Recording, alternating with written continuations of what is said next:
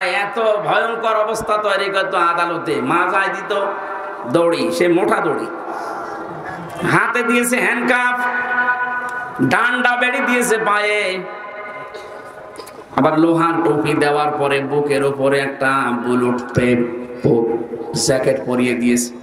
ও দৃশ্য দেখে মনে হচ্ছে আরে বাবারে কি না কি, অথচ কিছুই না।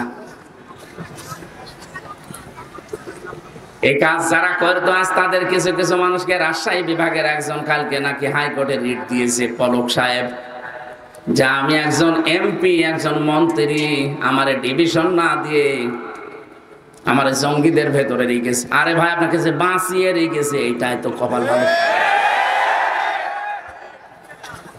আপনি যে কত মানুষ হত্যার সাথে ডাইরেক্ট ইনডাইরেক্ট জড়িত আপনি জানেন।